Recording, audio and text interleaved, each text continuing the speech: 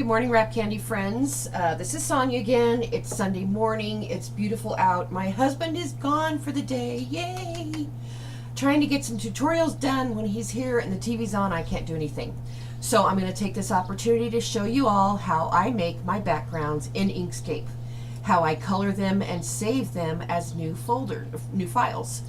I'm going to be working today with a template that I found on Pixelscrapper.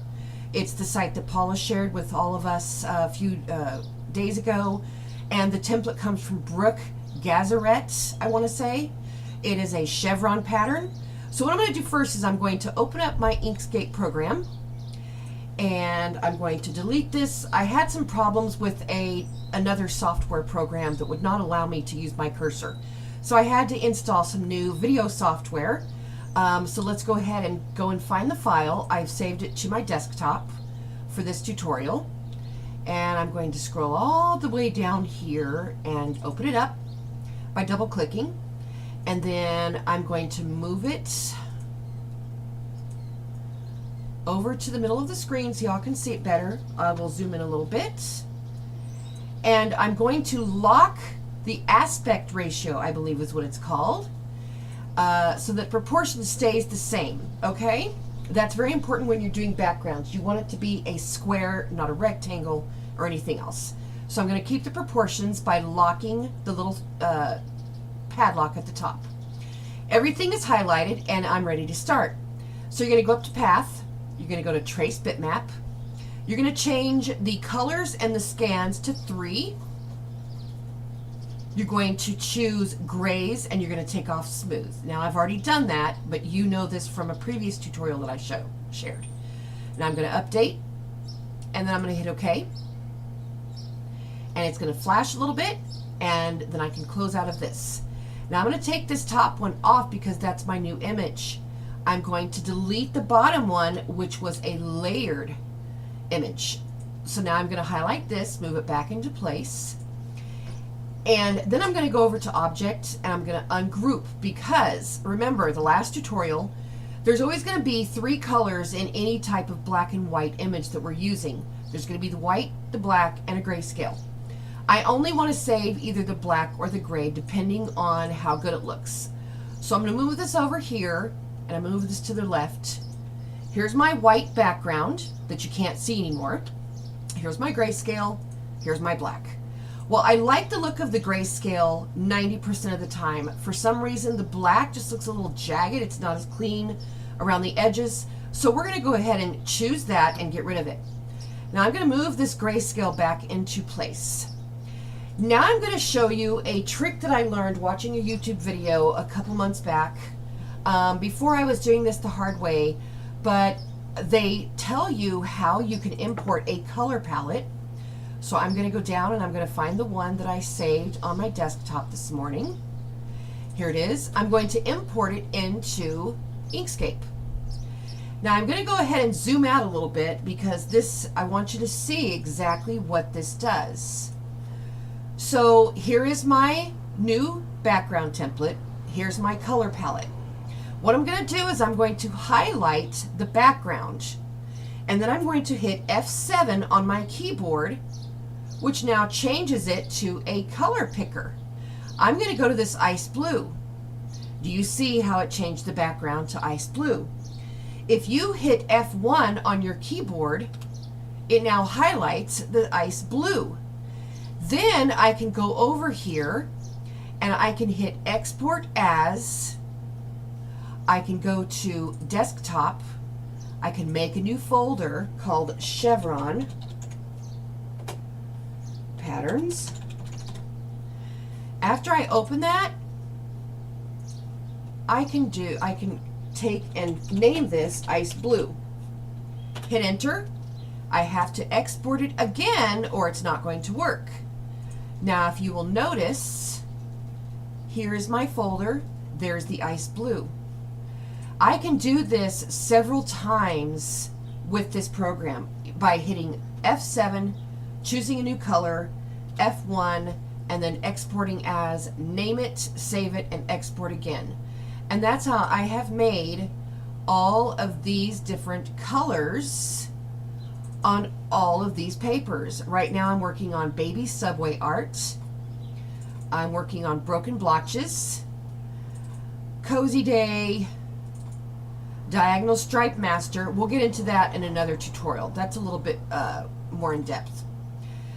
This is another pattern that I've been working on called Drips.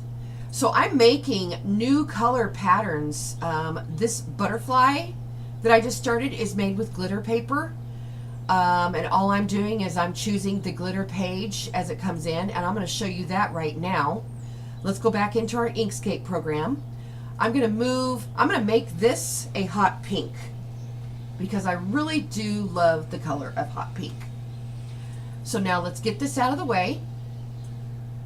And now we're going to go ahead and I'm going to import a color from the Pixelscrapper site.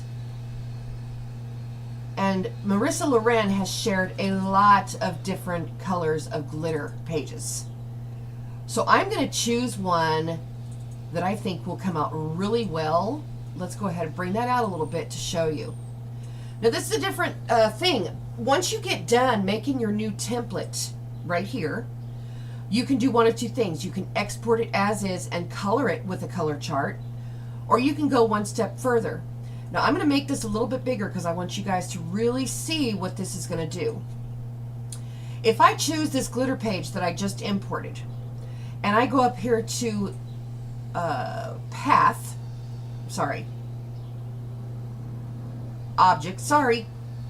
go to Object, down to Pattern, go to Objects to Pattern.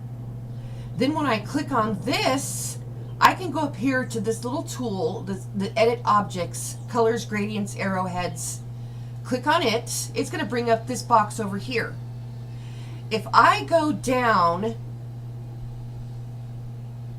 if I hit this button right here called Pattern, it has now changed it to a glitter page. But let's do this. Let's shrink this up a bit so you can actually see what I'm doing. And let's choose this pattern again.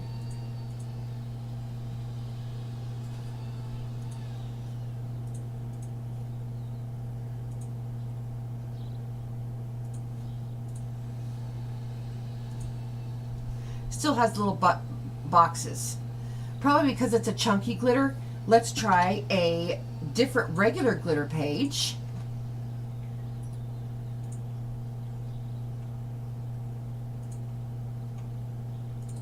By going here, and let's just choose this one.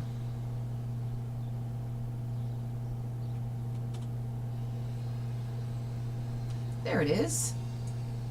Again, I'm going to do Object, Pattern, Objects to Pattern, choose this, go over here,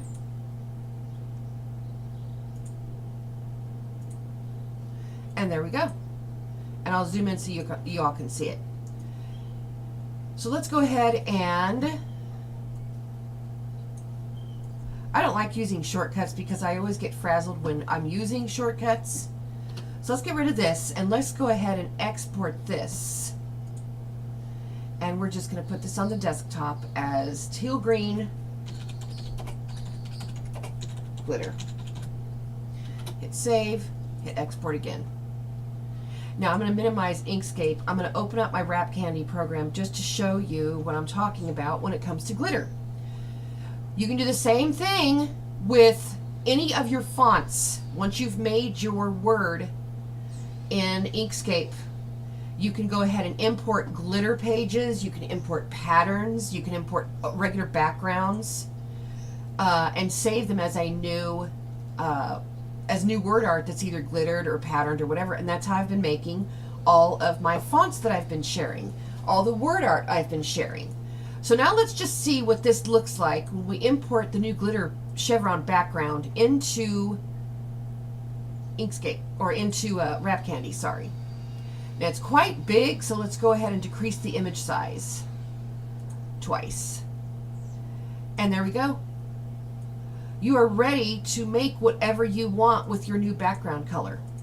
I thought it was really cool I wanted to share it for a while. I know a couple of you have asked me about it. So hope this works for you. Hope it helps you a little bit. And until next time, I just want to say thank you very much.